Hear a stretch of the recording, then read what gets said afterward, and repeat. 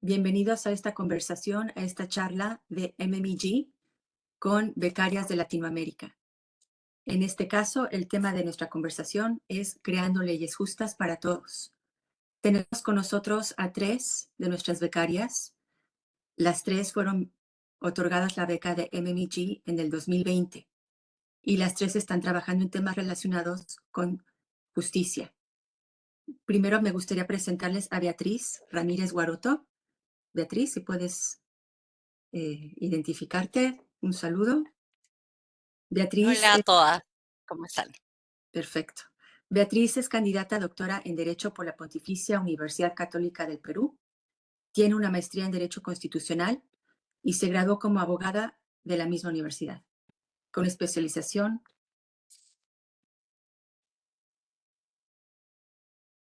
perdón, con especialización en argumentación jurídica, derechos humanos, derechos de familia y sucesiones, y estudios de género. Beatriz cuenta con más de 15 años de experiencia profesional en el sector público y privado, en temas relacionados con derechos, institucionalidad, igualdad de género, justicia y desarrollo. Es profesora de posgrado y licenciatura en Derecho Constitucional, Derechos Humanos, Derecho de Familia y tiene amplios intereses de investigación y ha publicado en diversos medios académicos. Me gustaría también presentar a Lourdes, María de Lourdes Velasco Domínguez, que está en la Ciudad de México. Gracias, Lourdes. Ella es investigadora feminista interesada en comprender cómo las instituciones públicas responden a la violencia de género y la distribución desigual del trabajo de cuidado en México y América Latina. Lourdes tiene un doctorado en Ciencias Sociales con especialidad en Ciencia Política por Flaxo México y una maestría en Estudios de Género por el Colegio de México. Es especialista en políticas de cuidado con perspectiva de género por Flaxo Brasil y Claxo. Desde el 2023 es investigadora postdoctoral en el Centro Regional de Investigaciones Multidisciplinarias de la Universidad Nacional Autónoma de México. Muchas gracias, Lourdes, por estar con nosotros. Y finalmente me gustaría presentar a Cindy Arlet Contreras Bautista, también en Perú. Es abogada y activista del movimiento Ni Una Menos y fundadora de Agenda Mujer. Actualmente es candidata a un máster en Ciencias Políticas y Relaciones Internacionales con un fuerte enfoque en Derechos Humanos por la PUCP, la Universidad Católica Pontificia de Perú. Cindy fue elegida congresista de la República de Perú para el periodo parlamentario de 2020-2021. Su trabajo ha tenido un fuerte impacto con acciones legislativas que promueven la igualdad en la participación política de las mujeres en igualdad de condiciones, logrando leyes como la paridad y alternancia de género y contra el acoso político. Ella es autora de más de 8 leyes en defensa de los grupos más vulnerables, así como una resolución legislativa y una reforma constitucional, entre otras. Bienvenidas. Les agradecemos mucho que dediquen su tiempo para platicar con nosotros sobre el marco legal equitativo. Y me gustaría abrir la conversación preguntándole a las 3, ¿qué ven ustedes como los problemas más graves relacionados con un marco legal no equitativo? No sé quién quiera iniciar con la conversación. Beatriz, por favor. Gracias. Yo quizás empezaría diciendo, además de agradecer a MMG Education Grants por habernos convocado, que el principal problema que creería yo como abogada que tenemos es la discriminación de carácter indirecto. A la fecha, no son usuales los marcos que tengan discriminaciones directas, es decir, las que se encuentran en los textos expresos de las normas.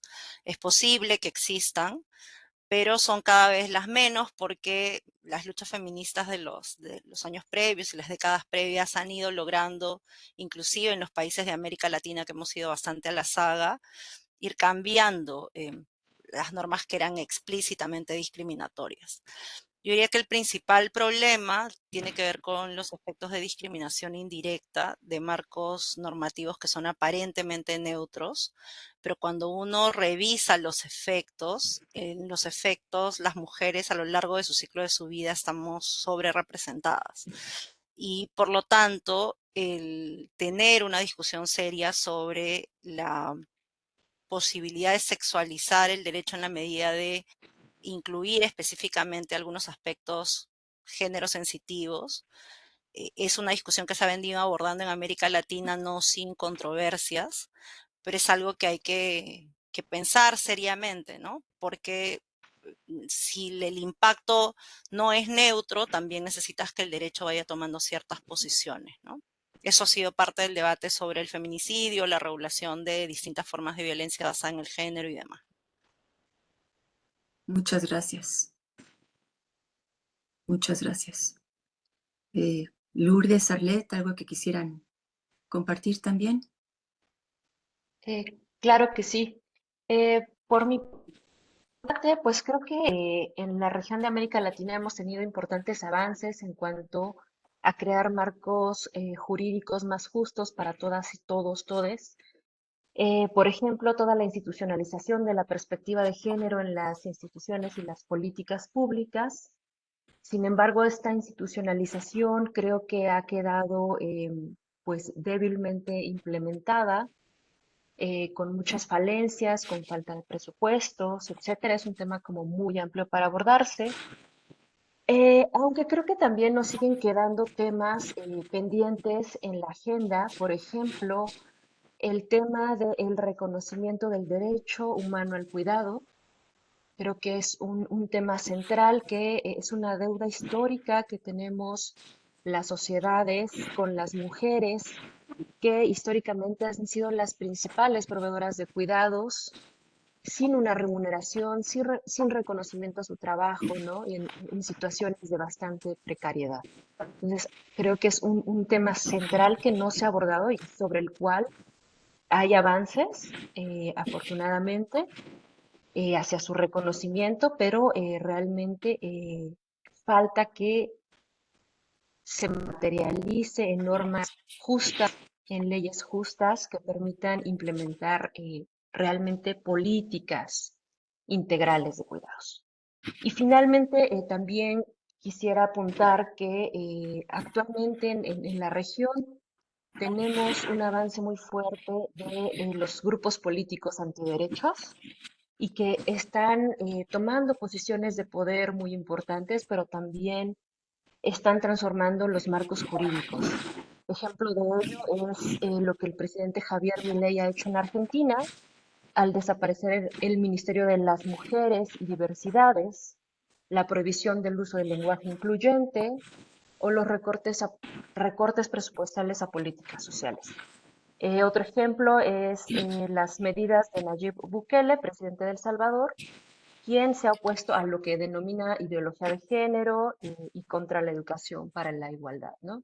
Y esto se vuelve más fuerte en nuestro continente con la llegada de Donald Trump a la presidencia de los Estados Unidos, que como sabemos, pues también es un personaje que ha abogado por políticas discriminatorias hacia la comunidad LGBT, que pues digamos, son regresivas en términos de los derechos alcanzados para las mujeres, en términos reproductivos, por ejemplo, y también con discursos que estigmatizan y, digamos, generan discriminación y odio hacia las personas migrantes, ¿no? Entonces, creo que yo vería que estos como los principales retos que tenemos que enfrentar el día de hoy en nuestro continente. Muchas gracias, Lourdes. Arlet, ¿tú has tenido algo de experiencia desde tu posición en el Congreso? Así es, Vivian. Bueno, quiero saludar a todas las presentes y todas las personas que nos están viendo también a través de esta transmisión. Definitivamente comparto las reflexiones de mis dos compañeras que me acompañan el día de hoy. Sin embargo, me gustaría agregar también que en mi experiencia desde el Congreso de la República considero importante la participación política de las mujeres en espacios de toma de decisiones, en espacios de poder. Creo que las mujeres transformamos los marcos jurídicos, los marcos legales. Si bien es cierto, estamos viviendo un periodo de retrocesos en cuanto a derechos ganados, adquiridos a lo largo de muchos años, y es realmente una pena que lejos de seguir avanzando, estemos retrocediendo, no solamente en el Perú, sino a nivel de Latinoamérica, como lo mencionaba bien claramente Lourdes, ¿no? Eh, Creo que espacios de toma de decisiones, espacios de poderes, donde estemos representadas, pero no solamente representadas, sino también donde encontremos, ¿no? Mujeres, compañeras, aliadas con quien podamos trabajar, son importantes, ¿no? Por ejemplo, desde el Congreso, el año 2020 trabajamos mucho el impulso de una agenda mujer. La agenda mujer fue una propuesta con varias acciones legislativas que se lograron y ahora son leyes, ¿no? Que promueven exactamente la igualdad, que tratan de reducir la discriminación, la desigualdad entre hombres y mujeres. Pero además también es importante destacar que así como la agenda mujer, existen muchas luchas en el continente y en Latinoamérica en específico que necesitamos conectar, necesitamos unir esfuerzos para seguir adelante en este trabajo, ¿no? Creo que no debemos permitirnos seguir perdiendo espacios en estos donde se toman las decisiones, ¿no? Más importantes porque lo que vemos son retrocesos, ¿no? Eso sería en relación a este punto. Muchas gracias, muchas gracias. Sí, eh, como ustedes hacen notar, claramente es una tendencia que preocupa a muchos. ¿Tienen ustedes, les podrían platicar un poco de qué impacto ven ustedes con estos cambios que se están llevando a cabo en el tema de justicia, sobre todo en el ámbito de equidad de género y para niños? Beatriz, por favor. A mí me gustaría retomar algo que ha señalado Lourdes en su intervención, y es que dentro del contexto de los movimientos antiderechos, algo que también está en cuestión en América Latina y que es una frase del movimiento feminista, es que lo que no es bueno para la democracia no es bueno para las mujeres. Y en la democracia latinoamericana en general hay problemas de institucionalidad. No solo por los movimientos antiderechos, sino porque literalmente las economías ilegales entran a la política y hoy día cualquiera entra a la política. Es decir, no es que tengamos las mejores o los mejores personas en los cuadros públicos, las organizaciones políticas hoy día venden sus curules o invitan a personas que representan intereses que no son los públicos de la población. Y esa degradación de lo público, en el Perú estamos teniendo un deterioro institucional que nos ha bajado en los rankings de democracia.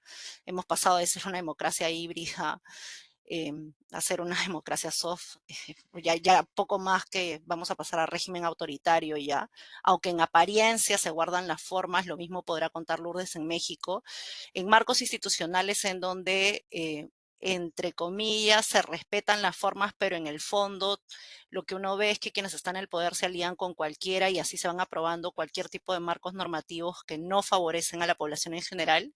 Es difícil también colocar la agenda de los derechos de las mujeres porque parece que no es una prioridad y literalmente parece que lo que hay que rescatar primero es la lucha por la decencia y por las cosas más mínimas, ¿no? Que uno podría esperar. No es que la igualdad de género no sea importante, pero no hay igualdad de género con economías ilegales en el poder, no hay igualdad de género con sectores corruptos en el poder, no hay igualdad de género sin autonomía del sistema de justicia, no hay igualdad de género sin cosas que estamos peleando en la región porque sobrevivan, sin elecciones libres y transparentes y que se respeten los resultados como le está pasando a Venezuela, y acá en el mismo Perú hemos tenido cuestionamientos al respecto que no han dejado, digamos, tener una estabilidad democrática. Entonces, sin esa estabilidad institucional, también los derechos de las mujeres pierden.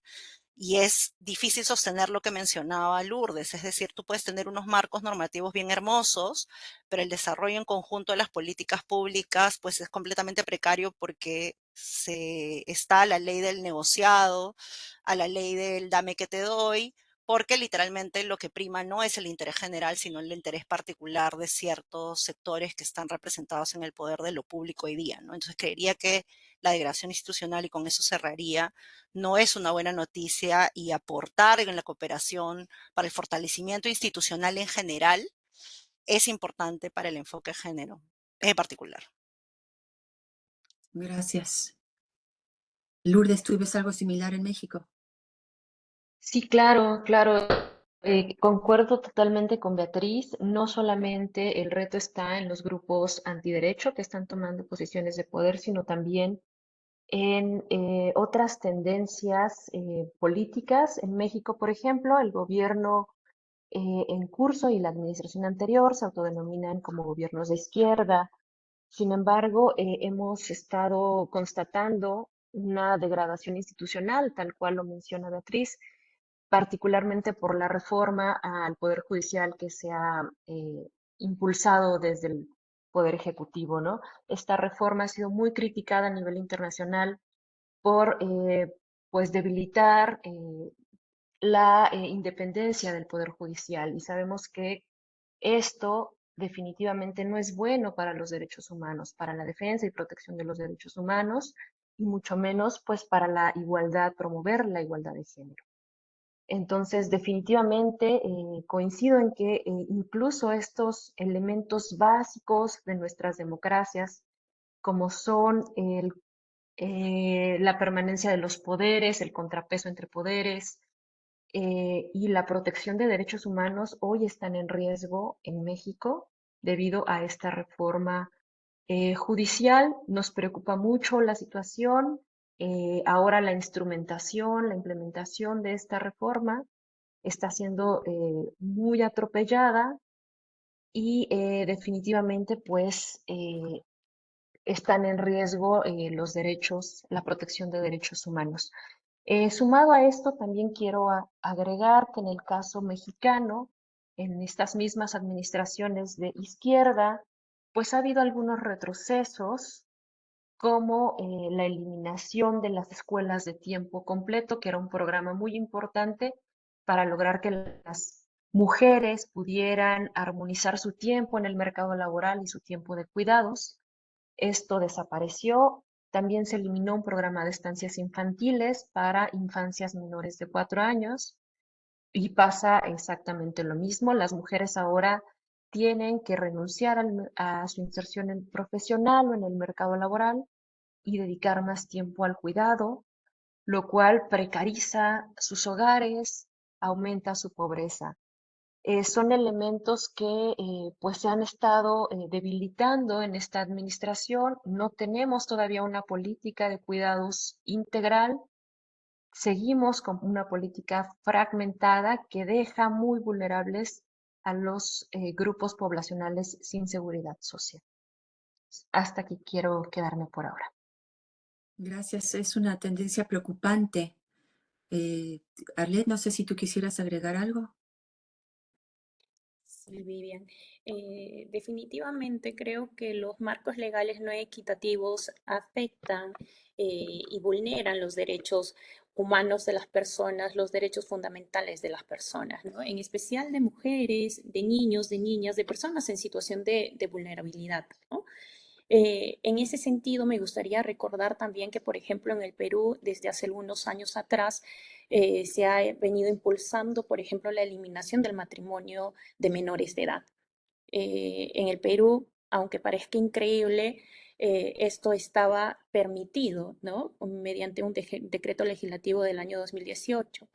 Y era legal que una adolescente, una menor de edad de 15, 16 años, ¿no? O 14, 15, 16 años pueda casarse y contraer nupcias, ¿no? Con una persona adulta. Esto tan solo afectaba no solamente los derechos de las mujeres, sino también en realidad de los menores de edad hombres, ¿no? Aunque en realidad quienes contraían este tipo de matrimonio, en la mayoría de los casos eran mujeres, ¿no?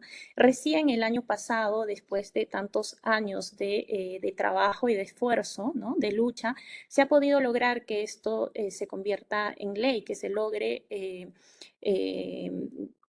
derogar este decreto legislativo, porque años anteriores no teníamos éxito porque la verdad que habían instituciones como el Ministerio de la Mujer y otros que se oponían a la derogatoria de esta ley mencionando de que, y estamos hablando de profesionales, personas en espacios de toma de decisiones, que trabajan y que deberían de conocer muy bien el enfoque de derechos humanos y de protección a las mujeres, niños, niñas, el interés superior del niño y más, pero lo que sucedía aquí era de que había una negativa institucional para eliminar y derogar el matrimonio que estaba permitido en el Perú. Felizmente esto se logró el año anterior, pero es un trabajo que se ha venido impulsando desde la sociedad civil, desde las organizaciones, ¿no? Y creo que pongo esto como ejemplo porque definitivamente si hablamos de mujeres, hablamos de niños, de niñas, podemos ver que los marcos legales muchas veces suelen discriminar más y de manera diferenciada a estos grupos, ¿no? Entonces, creo que es importante también no perder el foco y, por ejemplo, respecto a situaciones que vulneran los derechos de estos grupos, es importante también seguir trabajando y generar mayor espacio de concientización, sensibilización, pero además de capacitación y también algunas correcciones en estos espacios como los ministerios, ¿no? Porque podríamos pensar que el Ministerio de la Mujer jamás se podría oponer a algo así, pero sí, o sea, institucionalmente pasa y es algo con lo que he tenido que lidiar, por ejemplo, en mi experiencia, ¿no? Ujú.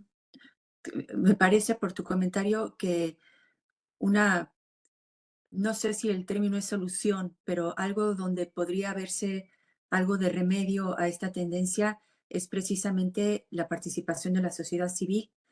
No sé si ustedes puedan compartir qué programas, proyectos o mecanismos han experimentado en su entorno o en cualquier parte del mundo que ustedes destacarían como haber abordado con éxito eh, alguno de estos problemas. Beatriz, por favor. Sí, yo creería que es importante la articulación que haga diagnósticos adecuados sobre cuáles son realmente los problemas de las personas a lo largo de su ciclo de vida, ¿no? Digamos, en mi experiencia, una de las reformas más importantes que parte de un buen diagnóstico del problema, digamos, para encontrar un buen remedio, legislativo o no legislativo, ha sido trabajar con las organizaciones de estudiantes, ¿no? Yo a la par que era funcionaria pública, era docente universitaria, entonces, en una parte de importante, no solo de reforma legislativa, sino de acompañamiento en rendición de cuentas y acomodación, renovación de marco y generación de política, fue la renovación del marco de hostigamiento sexual en el ámbito universitario y laboral. Pero claro, ¿de dónde sale la ineficacia del marco anterior del escoger y escuchar las voces de las activistas estudiantes? Es decir, escuchar sus voces, las estudiantes no tienen por qué saber leer adecuadamente el derecho. O sea, se indignan de que no hay justicia, se indignan de la impunidad, pero claro, el rol de la función pública es leer adecuadamente dónde está el problema, ver qué es lo que hay que cambiar en la norma, ver si hay que construir un determinado programa presupuestal, hacer, digamos, el conjugar, el escuchar, el diagnóstico por parte de las actoras y el tener también un nivel de excelencia académica para diagnosticar bien el problema, ¿no? Porque tú te equivocas en el diagnóstico del problema y crees que tienes que generar una reforma legislativa cuando en realidad de repente lo que tienes que hacer es cambiar la estructura de funcionamiento del sistema para mejorar la impunidad y eso no pasa por la modificación de una norma. Entonces, lamentablemente, a veces también hay esta idea de que todo se cambia con normas cuando no se entiende bien dónde está el inicio del problema. Por ejemplo, en el caso del hostigamiento sexual había que hacer una reforma normativa, pero sobre todo hay que hacer un acompañamiento a largo plazo a las entidades que se encargan de la implementación en las universidades, ¿no? Y también cerraría esta idea diciendo que en el caso de la sociedad civil, una de las grandes apuestas ha sido por desjudicializar el acceso a la justicia. ¿A qué me refiero? Yo creo que es un error, o sea, ha sido un avance, pero también un error de los movimientos y de muchas activistas creer que todo se soluciona en el Poder Judicial, cuando las organizaciones de la sociedad civil, ya sea partidos, universidades, escuelas, centros de trabajo, tienen una obligación como parte de su responsabilidad social por generar mecanismos de sanción también contra la violencia, es lo que nosotros llamamos los mecanismos administrativos disciplinarios. Y eso no pasa por reformas judiciales, es decir, esos son compromisos que se hacen dentro de tu universidad, dentro de tu colegio, dentro de tu organización política, y son muchas veces mucho más céleres y no tienen las taras del acceso al nivel fiscal y al nivel policial, y son los que muchas veces le resuelven la vida a las personas, ¿no? El poder generar espacios desjudicializados en los que las personas puedan atender al ejercicio de sus derechos, creo que es una forma también de ir encontrando cómo responder a lo que las personas quieren, que es mayor igualdad de una forma rápida, eficaz y célere, y lamentablemente no tenemos la vida solamente para esperar las reformas de los sistemas de justicia que obviamente se tienen que dar, pero generar esta responsabilidad privada dentro de los ámbitos en donde los privados nos movemos, la responsabilidad del derecho disciplinario bien aplicado con parámetros de derechos fundamentales. En la experiencia del hostigamiento sexual, creería que no solo pasa por la normativa, pero que es una beta de lucha bastante interesante, ¿no? Tienes toda la razón. Muchas gracias por esa aclaración, muy válida. Eh, por favor, Lourdes, si tú quisieras contribuir algo. Claro que sí. Bueno, en mi campo de especialidad, que es las políticas públicas de cuidados, puedo mencionar que pasa algo que ya había mencionado previamente Arlet. Es muy importante conseguir alianzas, concertar alianzas entre distintos actores para hacer avanzar la agenda feminista y no solo feminista, sino una agenda amplia de derechos humanos en este caso, a favor del derecho humano al cuidado, que incluye pues el derecho a cuidar, a ser cuidado y el derecho al autocuidado también. En este caso, sabemos que justamente estas alianzas son centrales porque la academia en la región latinoamericana, la academia feminista ha sido central para poner sobre la mesa en el debate público el problema de la injusta organización social del cuidado que se mantiene actualmente, donde se ha dejado en las mujeres, se ha concentrado en las mujeres la responsabilidad de atender estas necesidades de cuidados básicos que requerimos todas las personas, pero especialmente infancias, personas mayores y personas con discapacidad. Entonces, esta, al ser un problema que no solo atañe a las mujeres y al feminismo, ha ido involucrando progresivamente a más actores, ¿no? Activistas a favor de las infancias, activistas por los derechos de las personas mayores, poblaciones indígenas, grupos LGBT, IQ+.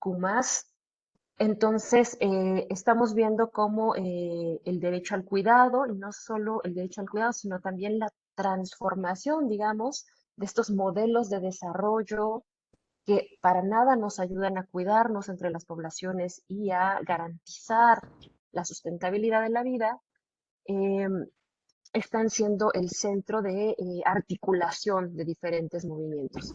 Y un ejemplo de pues un mecanismo exitoso se ve en el caso de Uruguay.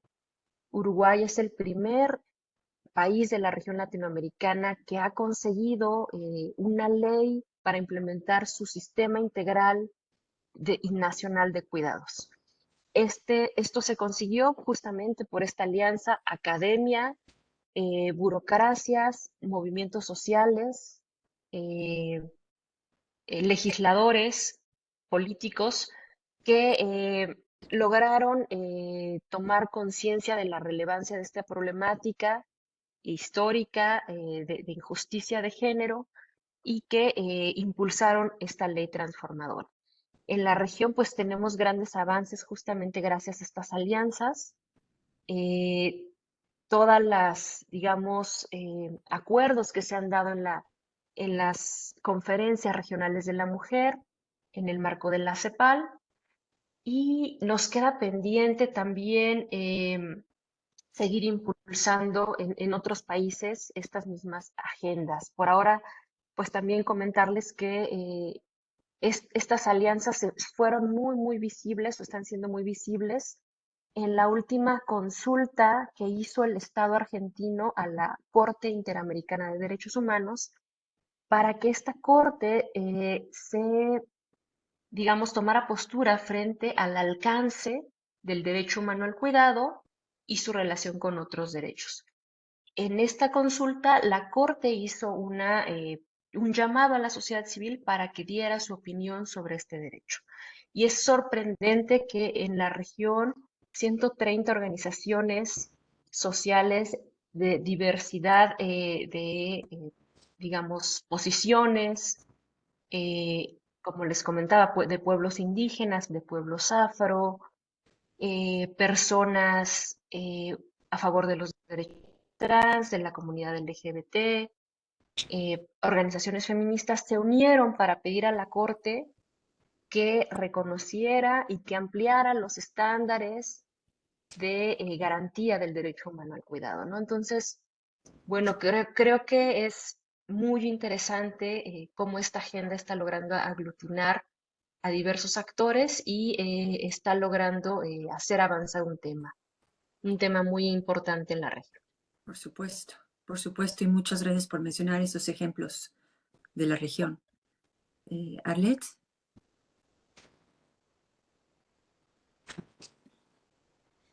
Gracias, Vivian. Sí. Bueno, a mí me gustaría en este punto señalar que, por ejemplo, la paridad y alternancia creo que es algo que se ha venido impulsando mucho en la región y de alguna u otra forma ha conseguido posicionarse, ha conseguido establecerse en muchos marcos legales en distintos países. Y en el Perú también, ¿no? Creo que la aplicación en estas últimas elecciones de la paridad y alternancia, como corresponde, nos ha dado resultados y ha demostrado un avance en nuestro país, ¿no? Si bien es cierto, no hemos logrado la participación al 50% de los hombres, así como el de las mujeres en el país. Sin embargo, creo que nos estamos acercando a ese 50% que nos corresponde de representación en estos espacios, ¿no? Entonces, creo que el trabajo que se hace para fomentar la participación política de las mujeres es muy importante. He podido percibir también que hay más mujeres jóvenes, además, que se interesan en la política y que tienen todos estos deseos de participar en estos espacios políticos, ¿no? Sin embargo, creo que una dificultad bastante grande puede ser la forma de cómo lamentablemente se ejerce la política en nuestros espacios, ¿no? El acoso, la violencia política dirigida de manera específica y diferenciada hacia las mujeres, ¿no? Porque si bien es cierto, muchas mujeres han denunciado, aún siendo ya autoridades, ¿no? Ser víctimas de acoso, de violencia política, y mujeres también que tienen esta aspiración o que están participando como candidatas han hecho lo mismo, ¿no? Y esto es algo que desalienta, desanima, más aún a mujeres jóvenes que recién se están iniciando en estos espacios. Y creo que en ese sentido, leyes o marcos normativos son importantes, ¿no? Que se hayan logrado en la región, ¿no? La paridad y alternancia como un logro a nivel legislativo es sumamente importante, interesante y lo quiero destacar porque aun cuando no hubiera sido necesario, creo que es la única forma de garantizar la participación de las mujeres en estos espacios, ¿no? Actualmente. Entonces, sí, De pronto debemos enfocarnos en establecer que estos espacios sean seguros para las mujeres que deciden participar también en la vida política del país, ¿no? Muchas veces es demasiado sencillo cuestionar inclusive las decisiones políticas, las posturas políticas. Sin embargo, es difícil tomar la decisión de participar en estos espacios y tomar esas decisiones, tomar esas posturas, ¿no? Y por eso creo yo que debemos de destacar y fomentar, fortalecer el interés de las mujeres en la vida política del país sin miedos, sin acoso y libre de toda forma de discriminación y de violencia. Desde luego, y nos da mucho gusto tenerlas ustedes aquí como inspiración para dar aliento a todas las mujeres que podemos hacer algo. Me gustaría aprovechar en este momento mencionarles que en el público alcanzo a ver, identifico a varias de nuestras becarias y me daría mucho gusto que las becarias que están aquí con nosotros pudieran identificarse de alguna forma para que las veamos, para que también las puedan ver Beatriz, Lourdes y Arlette. Y si quisieran hacer alguna pregunta, algún comentario. Astrid, ¿cómo estás? Yamila también es becaria de este año. Y al igual que... Ahí está Berta. Berta, ¿cómo estás? A Marlene la vi hace rato. Ruth García. Muchas gracias a todas ustedes por estar aquí. Si quisieran, si se sienten con la comodidad de hacer alguna pregunta y si les gustaría compartir sus correos electrónicos en el chat para que también se puedan poner en contacto entre ustedes. De otra forma, lo pueden hacer enviando un correo electrónico a nuestra coordinadora de comunicaciones para que ella las ponga en contacto. Pero Astrid, veo que tienes tu manita levantada. No sé si te gustaría hacer alguna pregunta o comentario, por favor.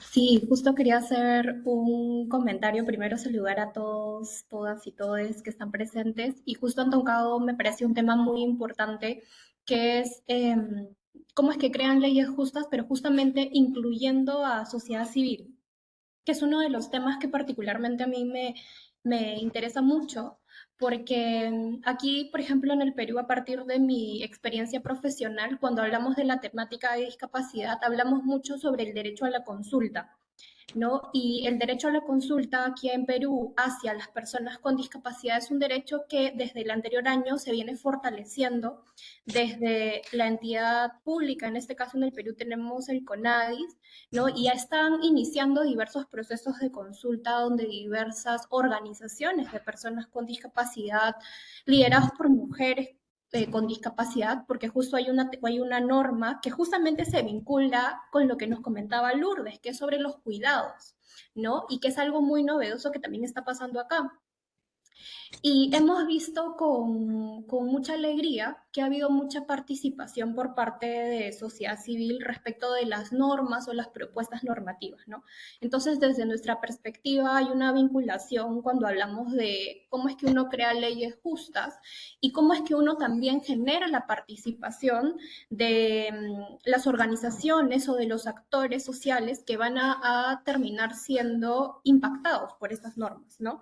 No es que nosotros mismos de manera abstracta creamos que es justo para ellos, ¿no? Sino que a partir de nuestros conocimientos profesionales también compartimos un espacio de reflexión, de absolución de dudas, y donde ellos también nos comparten sus aportes. Entonces, en ese marco es que justamente quería hacer esta consulta, ¿no? Quería saber si en su experiencia profesional, educativa que ustedes han tenido, en los diversos espacios en donde ustedes han tenido, es si es que ustedes también consideran que este derecho a la consulta previa, quizás también a través de otros grupos en situación de vulnerabilidad, también ha existido esta contribución entre el derecho a la consulta y cómo es que se ha fortalecido esta construcción de leyes justas. Gracias, Astrid. No sé si alguna de ustedes quisiera comentar. Beatriz, por favor. Sí, en mi caso yo comentaba a propósito de lo que menciona Astrid, que creo que el círculo virtuoso más interesante que yo he podido ver de participación, de generación de cambios normativos, ha sido la reforma primero normativa y luego reglamentaria, o sea, a nivel de ley y reglamento en materia de hostigamiento sexual, porque se hizo con una agrupación de estudiantes que en ese momento formaban lo que se llamaba el BUF, que era el Bloque Universitario Feminista. Agrupaba en ese tiempo a delegaciones de mujeres activistas de todas las universidades nacionales que a ese momento habían, porque en el Perú el Congreso tan responsable ha creado ahora 23 nuevas universidades el año pasado, lo cual es una locura, pero en ese tiempo, para las que en ese momento existían, había delegaciones de todas las universidades nacionales y de varias privadas e inclusive algunas escuelas de arte superior, ¿no? Creo que ahí lo que es interesante es pensar en la línea de lo que mencionaba Astrid, cómo se van escogiendo vocerías interseccionales y se piensa la participación ciudadana de una forma distinta. Es decir, la participación de denuncia es una buena participación, porque los colectivos no fue que se les buscó para validar, no. A los colectivos literalmente se encadenaban en las puertas de sus universidades para denunciar actos de impunidad y esa voz de protesta está muy bien. Es una voz de protesta que usualmente se sataniza. Además, como son colectivos que se autorreconocen feministas, usualmente no solo se les sataniza, sino se les estereotipa y se minusvalora y se minusprecia, se menosprecia su demanda. Y sin embargo, la labor dentro de lo público es escuchar qué es lo que tiene ese reclamo y convertirlo en una agenda de qué es lo que el derecho le debe a eso, ¿no? O sea, la persona no tiene la obligación de decirte qué es lo que la norma tiene que cambiar o qué es lo que la estructura del derecho tiene que cambiar o cuál es el componente político-social que tiene que cambiar. La persona trae su rabia, su contenido, su impunidad, su voz. Es la obligación del agente público, que para eso tiene que ser absolutamente bien cualificada o bien cualificado, el transformar esa vocería, escucharla y poder de eso hacer un proceso de reivindicación mayor. Tú no le puedes exigir a la ciudadanía en general, por ejemplo, a estos estudiantes universitarios que venían de carreras de ingeniería, ¿no? Que sepan pues cuál es el artículo de la ley de hostigamiento sexual que vas a cambiar, ¿no? Lo que ellas te traen es una denuncia sobre por qué sus casos no se llevan. La labor de la excelencia de hacer cuál es el diagnóstico y transformar eso en una política, en un programa, en una reforma normativa, esa es la labor de quien trabaja en el ente público y por eso creo que programas como los de MMG son importantes porque fomentan excelencia académica al máximo nivel. Eso es algo difícil de lograr, no todo el mundo lo tiene, ¿no? O sea, es muy fácil, digamos, poder expresar un desacuerdo, pero el poder transformar eso en algo válido y el poder escuchar las distintas formas en que las personas tienen discriminación, creo que es un poco lo más difícil, ¿no? Muchas gracias, Beatriz. Exactamente, precisamente por eso estamos trabajando en MMG, porque creemos que la educación es la base para todo. Y nuestra intención es que haya más mujeres con mejor educación para impulsar a las demás y a los niños. No sé si Lourdes o Arlet quieren comentar algo o voy a otra pregunta.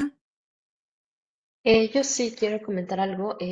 Bueno, esta pregunta que nos hacen me hizo recordar eso que se llevó a cabo en Argentina en la administración pasada del presidente Alberto Fernández, donde el Ministerio de la Mujer y Diversidades organizó una serie de foros muy interesantes de diálogos interseccionales para ir gestando una ley que permitiera crear el sistema integral de cuidados.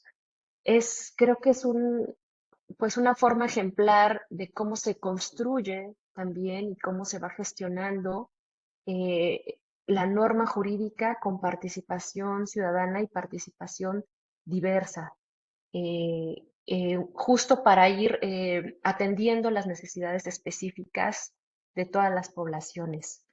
Eh, es un proceso muy interesante. Afortunadamente lograron documentar cómo fue que se llevó a cabo, qué tanto aportaron diferentes grupos, como las comunidades LGBTIQ+, los pueblos indígenas, las comunidades que hay también de trabajadores informales que son muy fuertes en la Argentina. Sin embargo, es muy lamentable que con el cambio de administración este proceso pues se quedó estancado no se ha dado el reconocimiento del derecho al cuidado, ni mucho menos pues la ley del sistema integral, ¿no? Entonces, bueno, ahí tenemos otra vez el reto de enfrentar a estos nuevos gobiernos con propuestas antiderechos que se están instalando en el poder. Sí, que desapareció. Sería todo. Arlette. Sí, hola Astrid. Bueno, a mí me gustaría agregar lo siguiente. Definitivamente la participación ciudadana de los colectivos es bastante importante, de las organizaciones es sumamente importante, ¿no? Y creo que a nivel legislativo es lo que te da legitimidad para sacar adelante una propuesta, una ley, ¿no? Eh, por ejemplo, es la Ley Nacional del Cáncer. La Ley Nacional del Cáncer se ha trabajado con organizaciones de la sociedad civil, con la misma sociedad civil, y creo que eso ha sido en parte bastante enriquecedor porque es de esas experiencias y de esas voces que se recogen propuestas para alimentar, para nutrir una propuesta, ¿no? Si bien es cierto, hay etapas a nivel de proceso legislativo y creo que el momento de la preparación de un proyecto es sumamente importante recoger en primera instancia esas voces, esos aportes, ¿no? Para que después vaya tomando forma y podamos adecuarla de acuerdo a las necesidades y a las condiciones que nos pone el proceso legislativo. Entonces, solo así podemos obtener leyes que realmente puedan ser beneficiosas para la población o que puedan tener un alcance real, ¿no? Porque podemos creer que de repente, no sé, se nos ocurrió una gran idea desde un escritorio y vamos a solucionar un problema que hemos identificado, pero el trabajo de campo es algo completamente distinto, ¿no? El trabajo con la sociedad civil, con las organizaciones es sumamente importante, enriquecedor, ¿no? Por ejemplo, en mi experiencia, lo que hacíamos era acudir y convocar mesas de trabajo con la sociedad civil, con expertos, con expertas y escuchar todas esas voces para poder alimentar mejor una propuesta, ¿no? Y ya esa propuesta avanzaba y realmente cumplía los objetivos que se tenían y las expectativas que también tenía la población en relación a ello, ¿no? Y creo que eso, además de dar legitimidad, como lo decía al inicio, creo que demuestra también de que las leyes, las normas pueden terminar siendo este, eh, efectivas si es que se aplican, ¿no? En el marco de todo lo que se dispone, ¿no? Ahora, esa ya es otro proceso, el tema de la implementación o la aplicación de las leyes, pero si hablamos de la elaboración de las leyes, creo que recoger estas voces, estos aportes resultan siendo sumamente importantes y es lo que se debería de normalizar, ¿no? Es lo que se debería de tener en consideración siempre y no lo contrario, ¿no? Desde luego el proceso democrático. Veo desde hace tiempo a Yamila con su manita levantada. No sé si es una pregunta, por favor. Hola, buenas tardes, ¿cómo están? Un placer estar acá presente y escucharlas. No es una pregunta, más bien es una reflexión desde el lugar que me toca hoy, básicamente. Soy argentina y bueno, y algunas de las cosas que fueron mencionando me resuena. Sobre todo esto que mencionaban Beatriz y Lourdes respecto al problema de la institucionalidad, ¿no? De la democracia y que hay que se va degradando, se fue degradando en los últimos años en toda Latinoamérica lo público, ¿no? Y que eso luego consecuentemente trae, bueno, la avanzada de los antiderechos en nuestros países.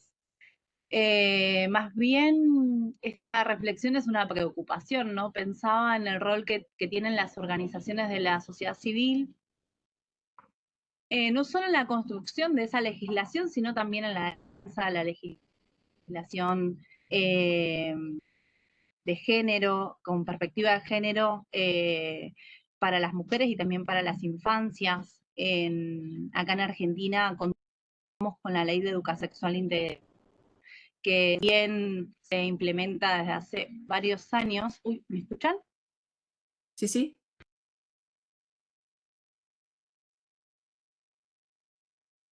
Ay, en este momento ya no, pero Hola, sí te estamos escuchando. ahora sí. Sí, ¿Me escuchan? sí, sí.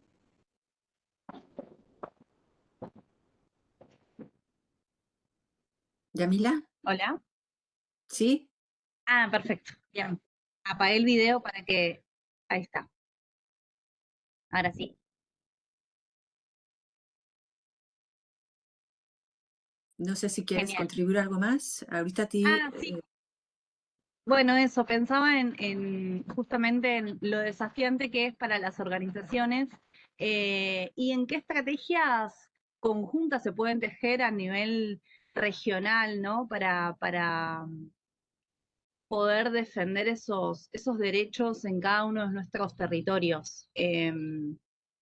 Bueno, dejo esa pregunta un poco a modo de reflexión, más que nada, no sé si tendrá una respuesta concreta, pero sí, sí me parecía interesante traer esto, ¿no? Que hoy estamos viviendo acá en mi país un retroceso sí, bastante grande en términos de derechos.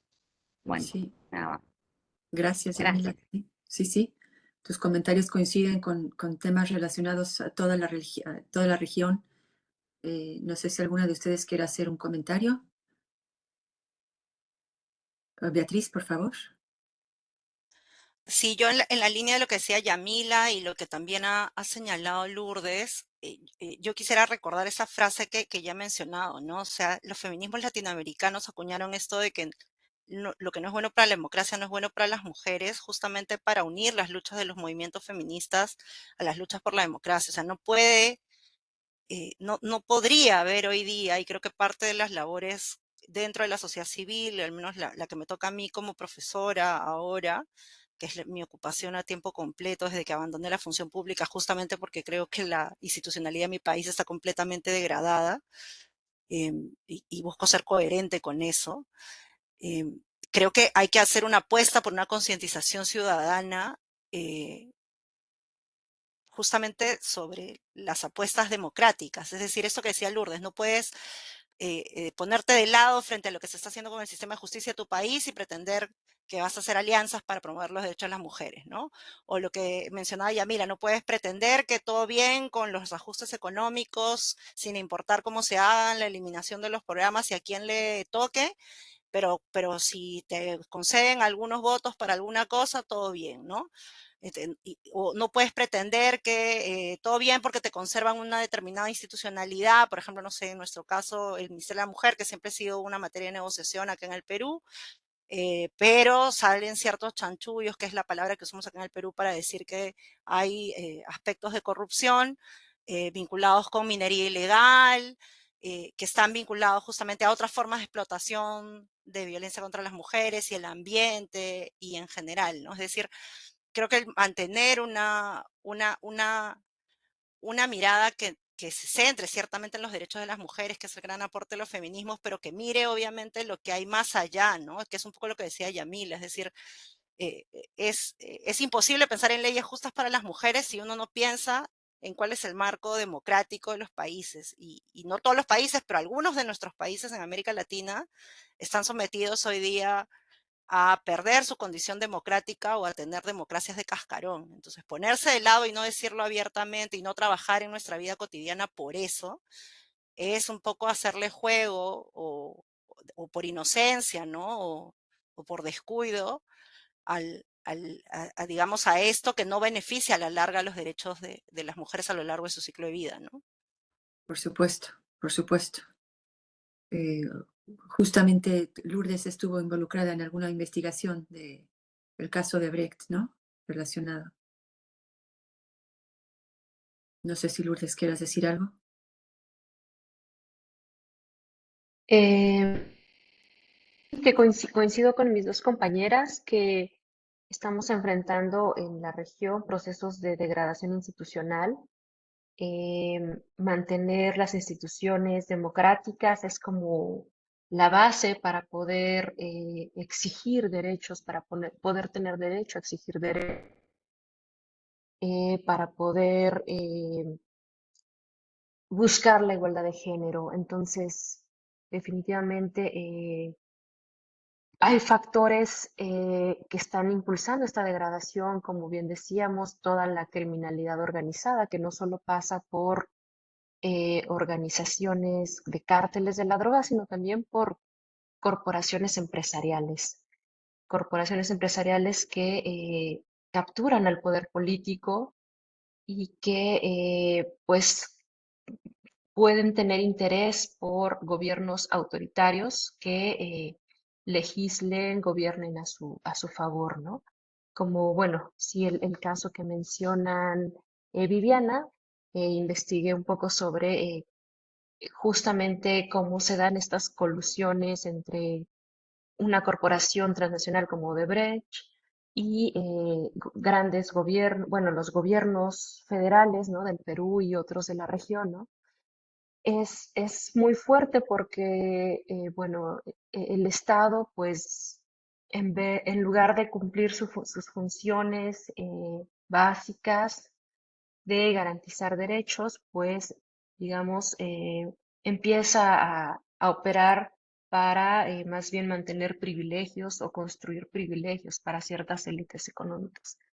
Entonces, sí es otro gran reto y en México, como les decía, el reto también es enfrentar a estas otras corporaciones económicas tan fuertes y criminales como los cárteles de la droga. Así es. Muchas gracias. Arlet, ¿tú quisieras contribuir algo aquí? Creo que es importante la reflexión que nos comparte Jet, ¿no? Definitivamente estoy de acuerdo con Lourdes y Beatriz respecto a la necesidad de fortalecimiento de las democracias en la región, ¿no? La preocupación eh, que esto también nos genera, ¿no? O sea, en general, sobre el debilitamiento de nuestras instituciones. eh, y sí, sí es cierto que no podemos hablar de justicia, no podemos hablar de igualdad, si valores como la democracia también están en riesgo, ¿no? Así es, desafortunadamente. Ruth, te veo también con tu manita. No sé si quisieras participar, por favor. ¿Y qué tal con todas? Pues mucho gusto el que se pueda dar este espacio también. Yo sentía que las reflexiones que nos iban compartiendo era tanto en el momento previo a cómo se construyen las normas, que es la participación también de sociedad civil, de cómo también es el rol que cumplen las instituciones del Estado, y luego también en la misión de crear las propias normativas, ¿no? Pero siento que hay un desafío post con las normas que ya están que tiene que ver también con finalmente con la eficacia que tengan estos, pero sobre todo sobre el nivel de alcance que tiene para las poblaciones. Hay dentro de toda la crisis que estamos viviendo a favor de la protección de las mujeres, hay normas que sí protegen y sin embargo en estas hay un desafío de que las mujeres en todos los ámbitos y en todos los estratos las conozcan. O sea, esta discusión las estamos teniendo nosotras de ciertos espacios también privilegiados, pero no es una discusión en la que se detengan pues mujeres en sectores empobrecidos, ¿no? No es información que la tengan permanentemente y aquí también hay un desafío que tiene que ver con la institucionalidad de que tampoco tienen o comprenden en la totalidad su labor de informar. ¿No? Las leyes, claro, cuando se publican son públicas y todo se da por entendido que las conocemos, pero entendiendo también las realidades, sobre todo de América Latina en la que nos movemos, ¿cuántas mujeres tenemos alcance a esto, no? Y es una reflexión que yo llegaba tras el trabajo que hago con mujeres refugiadas y migrantes, que son mujeres que las leyes también las amparan, pero que no conocen y cuando se les pregunta sobre si sufren algún acto de violencia, cómo denuncian o saben que alguna norma las protege o no, el nivel de información, de desinformación es bastante alta. Entonces, no solo son víctimas de esta violencia, digamos, directa por parte de sus agresores o agresoras también en muchos casos, sino también de esta violencia estructural que las limita en el acceso a la información y en la posibilidad de creerse también titulares de derechos. Y creo que ahí también viene un rol bastante desafiante para todos nuestros países, ¿no? Cómo realmente damos esta potestad y facilitamos que los escenarios donde nos se muevan las mujeres permita que cada una de nosotras nos consideremos titulares de derechos y por tanto en toda la capacidad de demandarlos. Y eso también hace que las normas finalmente sean vivas y siempre se esté viendo cuál es la posibilidad de perfeccionarlas, ¿no? Y ya otra reflexión como muy desde la academia, también hay creo que un debe del feminismo más desde sectores académicos de cómo discutimos sobre algunos temas, ¿no? Cómo cuando se va a normar algo, la academia también busca formar parte de eso en las discusiones, donde dota de contenido las cosas que se están reflexionando, ¿no? Si hablamos sobre el aborto, más allá de vida o muerte, o sea, hay más contenido y creo que ahí es importante que también, pues, todos los sectores podamos ingresar en la reflexión, ¿no? Desde nuestras plataformas, porque todo finalmente suma también. Eso era el aporte que quería compartirles. Muchas gracias, Ruth. Muchas gracias por tu comentario. Desde luego, muy importante lo que nos estás contribuyendo. Y veo que Rocío también tiene algún comentario que quiere darnos, por favor. ¿Qué tal? Muy buenas tardes, compañeras. Muchísimas gracias por la invitación y por esta charla que la verdad nos ayuda mucho justamente a reconocer las realidades de las mujeres y las niñas en Latinoamérica, que es creo que todas, cada una de nuestros espacios buscamos por el buen vivir y una vida mejor para todas ellas, ¿no? Yo me sumo a lo comentado por mis compañeras peruanas y quisiera destacar que una de las leyes promulgadas por el actual Congreso peruano, el cual en su mayoría lamentablemente en realidad legisla en contra de los derechos de las mujeres y las niñas, es una de estas leyes denominada Ley de Protección del Embarazo de la Madre Gestante, del Niño por Nacer y de su entorno familiar. Creo que es una ley que deberíamos ponerle mucho ojo porque en realidad lo que busca es obstaculizar la implementación de la ley del aborto terapéutico, que en Perú tiene más de 100 años, aunque la normativa, o sea, la regulación fue en realidad hace menos de una década, si no me equivoco. Y creo que estas acciones aquí en Perú están siendo absolutamente, como lo han comentado mis compañeras, acciones de vulnerabilidad que ponen en mayor vulnerabilidad a las niñas, sobre todo porque los índices de embarazos forzados y de violaciones en el Perú están siendo alarmantes. Uno de los casos más fuertes está siendo en la Amazonía, más de 100 niñas lamentablemente violentadas por sus propios maestros y es algo que el Estado peruano, sobre todo desde lo que es desde el gobierno central, no está tomando cartas en el asunto, todo lo contrario, lamentablemente el ministro de Educación incluso se refirió a ello como actos culturales, como una tradición cultural y reafirmando una vez más también la cultura de la violación en realidad, ¿no? Entonces yo quería comentar esto porque creo que justamente hablando de la necesidad de leyes que protejan a las niñas, esto en Perú es algo que está siendo alarmante y que es necesario que se difunda con mayor fuerza y me uno a lo que comentó hace un momento mi compañera Ruth, ¿no? La necesidad de poder difundir más allá de los espacios de académicos que son sumamente necesarios para la reflexión, pero necesitamos concientizar y unirnos también a las voces desde las comunidades y desde las mujeres de a pie, ¿no? Entonces quería comentar eso y agradecer nuevamente el espacio y estoy muy contenta de estar aquí ahora en esta red. Gracias, Rocío. Gracias por tu participación. Es un caso muy triste y grave lo que nos compartes. Eh, pero gracias por estar con nosotros y por comentar. No sé si alguien tenga alguna otra pregunta o comentario que quisiera participar en este momento.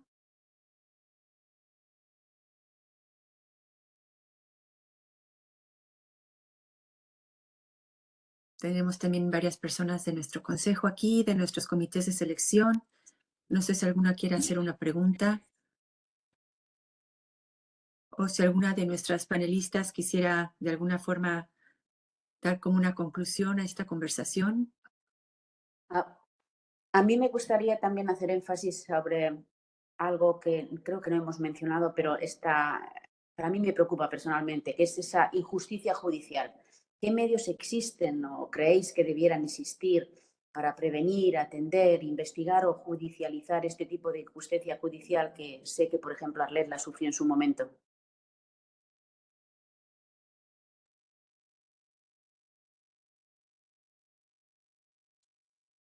Si alguna de ustedes quisiera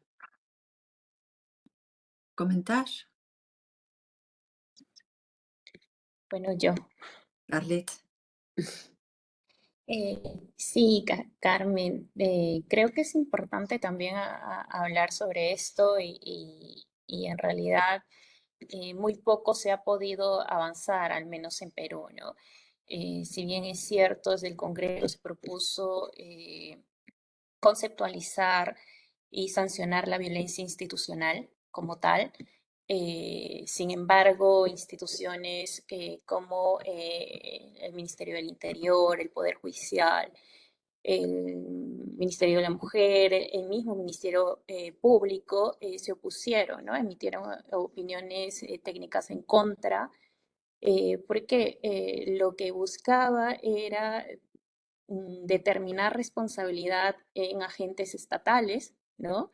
Y apartarlos de los procesos o de los casos que tienen a cargo y posteriormente, previa una investigación, sancionarlos, ¿no? Entonces, sí hay mucha resistencia a nivel institucional porque obviamente dentro de los procesos judiciales y para quienes somos abogadas, sabemos hay demasiada corrupción, hay tráfico de influencias y muchas veces los casos que afectan los derechos o vulneran los derechos de las mujeres, niñas y niños, ¿no? En su búsqueda de justicia nunca terminan por resolverse como tal, ¿no? No hay justicia, no hay reparación y lo que obtenemos es nuevamente, ¿no? Impunidad. Entonces, creo que es importante también en ese sentido volver a posicionar el tema, ¿no? En la discusión pública, en la discusión política. Creo que tuve oportunidad de hablar un poco sobre este tema también con Rocío, que participó hace un momento, hablábamos sobre esto, ¿no? De las violaciones sexuales en nuestra selva peruana, en las comunidades de nuestra selva peruana, ¿no? Y cómo las autoridades de más alto nivel se referían a esta situación como prácticas culturales, ¿no? Normalizando delitos como la violación sexual. Como una ministra de la mujer, lejos de defender a las niñas, ¿no? Defendía las declaraciones del ministro de Educación, que señalaba que eran prácticas culturales. Entonces, creo que la normalización o la tolerancia de este tipo de vulneraciones de derechos, de injusticia, que son permitidos en estos espacios, pues es algo que también tiene que volver a la discusión, ¿no? Y además tenemos que proponer soluciones al respecto, ¿no? Creo que lamentablemente no es el mejor momento en el país para avanzar respecto a la protección de los derechos de las mujeres, ¿no? De las niñas, de los niños, porque tenemos un Congreso que ha asumido funciones y a diferencia del Congreso anterior, pues ha venido trabajando en retroceso de los derechos a favor de estos grupos, ¿no? Inclusive puntos en los que ya habíamos avanzado, este nuevo Congreso ha venido corrigiendo ciertas y haciendo ciertas modificaciones, ¿no? En detrimento de los derechos de las mujeres, ¿no? Entonces, esta situación definitivamente creo yo que tiene que volver a tomar la fuerza que necesita, la atención que necesita, pero solo vamos a poder lograr, ¿no? Volver a posicionar el tema en la discusión pública, en la discusión política, para que después esto pueda lograr también atención a través del empuje que le podamos dar, ¿no? Desde nuestros espacios como sociedad civil, desde la academia, ¿no? Desde las instituciones, desde las organizaciones, ¿no? Desde donde estemos. Creo que es importante también volver a exigir la atención respecto a este tipo de situaciones y casos. Muchas gracias, Alet. Es precisamente como me gustaría concluir la charla, que podríamos seguir aquí 2 horas, pero desafortunadamente no tenemos tanto tiempo. Si Beatriz y Lourdes también pudieran dar algún consejo desde sus posiciones, de qué consejo darían ustedes a todas las presentes y a otras personas de cómo ayudar a la construcción de este marco legal equitativo. Para mí es un tiempo de fortalecimiento de la sociedad civil. Yo hace un momento sobre lo que mencionaba Carmen decía que yo creo que es un tiempo más bien de apuesta por la impunidad en los sectores privados, es decir, en mecanismos disciplinarios de respuesta frente a la violencia, porque lo judicial es un horizonte de largo plazo y las víctimas no tienen el tiempo para permitírselo. Entonces creo que hay que ir creando y fortaleciendo lo que se suele llamar responsabilidad social empresarial o responsabilidad social universitaria, responsabilidad social institucional, los partidos políticos, para ir generando mecanismos disciplinarios que respondan a las obligaciones que tienen los particulares frente a la violencia y a la discriminación. No todo puede quedar en las manos del sistema de justicia, creo que eso es una lectura errónea y creo que hay que abrir las mentes del derecho para también pensar en otras formas de composición de conflictos y de acceso a la justicia, ¿no? Ahora, en el caso del sistema de justicia que no va a desaparecer, lo que creo que es un tiempo también de veeduría de lo público, ¿no? Nosotras en el Perú hemos desarrollado un conjunto de servicios públicos porque tienen claramente muchas deficiencias, es decir, han aumentado mucho en número, hay muchos centros de servicio de asistencia legal, en teoría psicológica y social también, que se denominan centros de emergencia mujer, pero su calidad, o sea, lo cualitativo es claramente mejorable, ¿no? O sea, se ha mejorado mucho la cobertura, están presentes más que inclusive los servicios generales de defensa de oficio penal, pero lo que le ofrecen a las víctimas pues es de muy mala calidad y todo el mundo sabe que en un proceso judicial la información es clave y no todo el mundo tiene plata para la defensa privada, así que el rol de veeduría de cuál es el nivel de eficacia de los servicios públicos en aquellos países en los que existe, creería que es importante y cerraría diciendo por lo tanto que es un tiempo de resistencia, no es un tiempo de fortalecer sociedad civil con una mirada crítica, de exigencia dentro de la sociedad civil y de supervisión de lo poco que quede en el Estado o de lo que resista en el Estado, ¿no? Yo no creo que sea un tiempo de conquistas, ni mucho menos, creo que como decía Yamila, como decía Lourdes, es un tiempo de resistencias lamentablemente, ¿no? Así es. Muchas gracias, Beatriz. Lourdes, ¿algo más que tú quieras contribuir, por favor?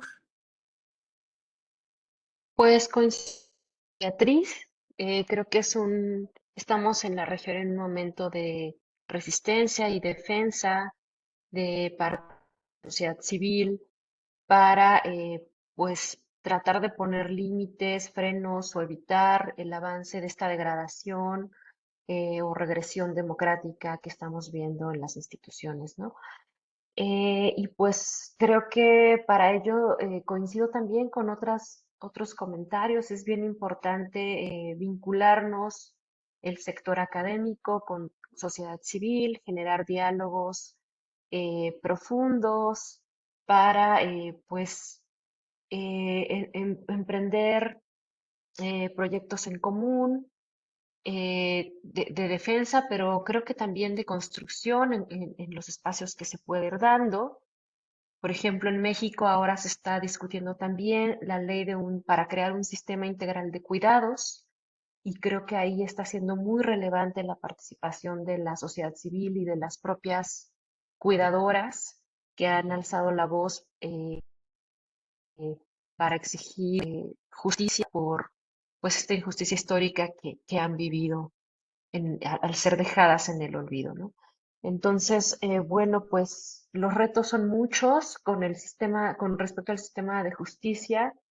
Yo he investigado más, lo refiere a la parte penal, y creo que es, digamos, es muy complejo. Necesitamos muchas reformas en México, y también la parte de la implementación. Tenemos, por ejemplo, tipificación de diferentes delitos por motivos de género, pero en la implementación tenemos graves problemas todavía de discriminación, de revictimización y de violencia institucional hacia las víctimas, ¿no?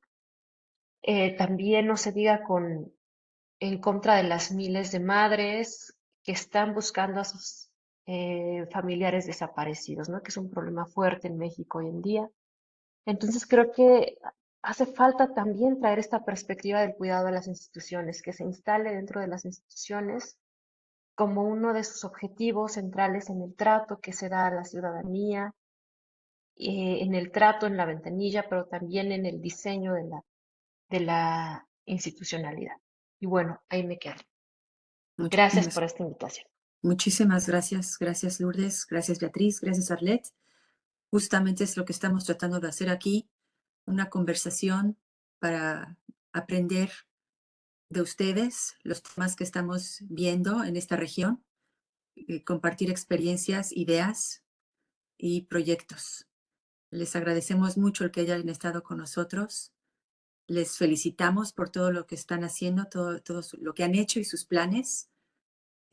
Contamos con ustedes para que sigan en esta lucha y que nos sigan aportando a la familia de Margaret McNamara con todos estos datos tan importantes para fortalecer nuestras instituciones democráticas y apoyar a mujeres y niños de todo el mundo. Muchísimas gracias.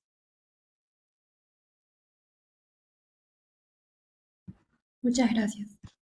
Gracias a todos los que estuvieron con nosotros. Marlene, qué gusto verte nuevamente. A todas nuestras becarias de MMG, qué gusto que nos acompañen. Y por favor, seguimos en contacto. Nos da mucho gusto que se conozcan, que se participen, que se colaboren.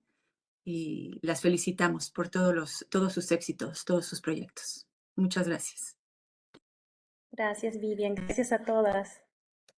Buena tarde. Igualmente, gracias. Gracias. Muchas gracias a todas. Gracias. Hasta luego. Gracias. Muchas gracias. Hasta luego. Buen año para todas. Hasta luego.